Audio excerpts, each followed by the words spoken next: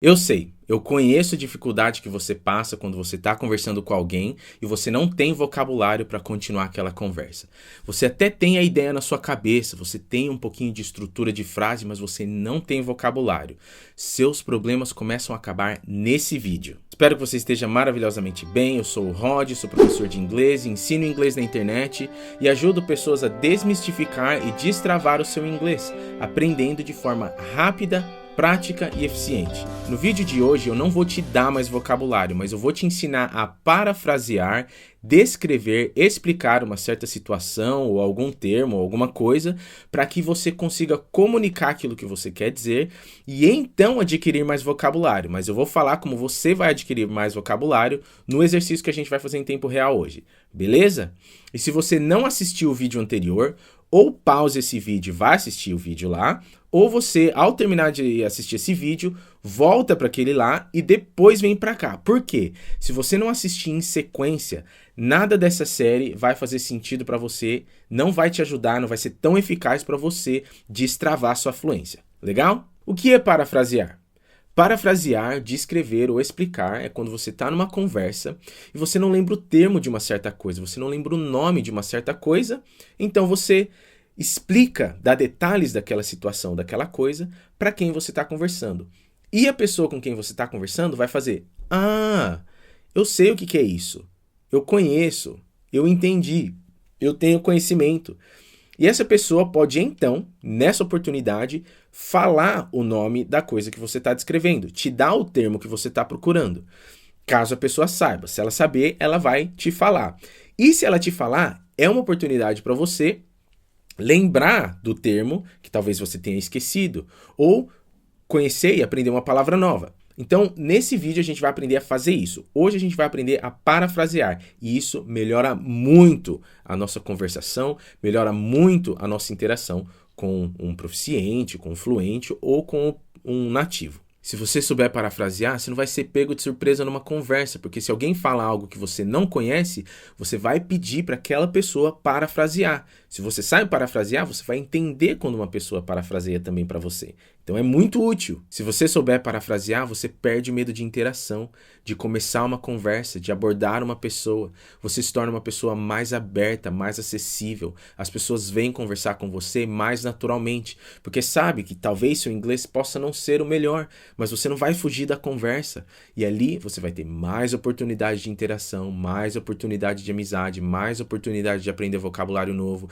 mais oportunidade de tudo. Se você mora no exterior, você não fica com medo de sair de casa, de ir ao mercado, de interagir com as pessoas. Se você mora no Brasil e você tem acesso a lugares onde tem bastante estrangeiro, você vai nesses lugares porque você tem a oportunidade, para que você crie oportunidade para falar com essas pessoas. Você passa a ser uma pessoa muito mais acessível e muito mais confiante no seu próprio inglês. Eu fazia muito isso quando eu era adolescente. Eu morava perto de São Paulo, então eu frequentava alguns lugares onde eu sabia que ia ter gringo, que eu ia ter chance de conversar. Às vezes eu deixava mormons falar comigo na rua só para eu treinar o meu inglês, porque eu poderia parafrasear. Meu vocabulário não era extenso, mas eu sabia como montar algumas frases. E com essas frases que eu sabia montar, eu falava até com amigos meus que falavam inglês melhor do que eu.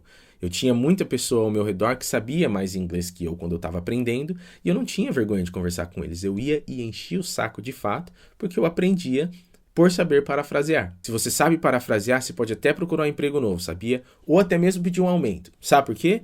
Porque até nativos ou proficientes, pessoas que falam bem como eu, esquecem às vezes, não sabem alguns termos.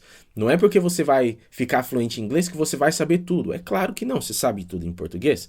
Obviamente não. Nem eu, nem no inglês. Então você pode fazer isso, porque a maioria das pessoas não tem habilidade de parafrasear, não sabe se fazer entendidas, não sabem comunicar uma informação, mesmo que ela não tenha um vocabulário extenso. Se você tem segurança em fazer isso é muito importante, por isso que eu estou batendo na mesma tecla um monte de vezes, você já está acima da maioria dos brasileiros que tem um inglês intermediário, sabia? E não só dos brasileiros que moram no Brasil, até de brasileiros que moram fora do Brasil. Ou você acha que todos os brasileiros que moram fora do Brasil ou que fazem intercâmbio sabem bastante? Não sabe não, engano seu. Então, para concluir essa introdução gigante que eu fiz, parafrasear, descrever, dar detalhes, é muito importante, te faz dar um salto gigante na sua jornada da fluência. E vamos agora para os exercícios. Se você estiver conversando com uma pessoa que não fala inglês, seja no Brasil ou fora dele, você quiser falar de ponto de ônibus, que é bus stop, mas você não sabe falar bus stop, você pode parafrasear dizendo the place where people wait for a bus. The place where people wait for a bus. Se você quiser falar para alguém que você trabalha numa fábrica, ou se você estiver falando de uma fábrica qualquer, que fabrica qualquer coisa, mas você não sabe falar fábrica, que é factory ou factory, você pode escrever the place where things are produced. The place where things are produced. Se você estiver procurando por uma casa de câmbio, talvez na gringa, e você não sabe falar casa de câmbio, você pode falar currency exchange ou exchange office. Mas se você não sabe falar, o que você vai fazer? Você vai falar that place where you go to exchange your money into another currency. That place where you go to exchange your money into another currency. Se você quiser falar de um sentimento e talvez esse sentimento seja ansiedade, você não sabe falar ansiedade em inglês, que é anxiety, você pode escrever that feeling you get when you're really nervous or worried. That feeling you get when you're really nervous or worried. E se você quiser mais dicas para você descrever coisas, situações, sentimentos no inglês, é só você ir na descrição que eu coloquei algumas estruturas lá. Ao fazer isso, ao parafrasear, explicar, descrever, dar detalhes, a pessoa com quem você está conversando vai falar, peraí, você está falando disso aqui, e vai te dar o termo, vai te ajudar com a palavra. A pessoa só não vai te ajudar e você só não vai aprender se ela também não souber. Aí vai ficar os dois perdidos. Mas mesmo assim, dá para continuar a conversa. Você já teve uma conversa onde você está conversando com alguém e você está falando de algo, a pessoa sabe do que você está falando, mas ela também não sabe o termo, o nome específico daquela coisa? A conversa continua da mesma forma, não é? A mesma coisa pode acontecer em inglês. Então, por isso que parafrasear é extremamente importante. Quando eu aprendi a parafrasear, o meu inglês decolou de uma forma que vocês não têm noção. Então, comece a estudar sobre isso, comece a treinar como parafrasear.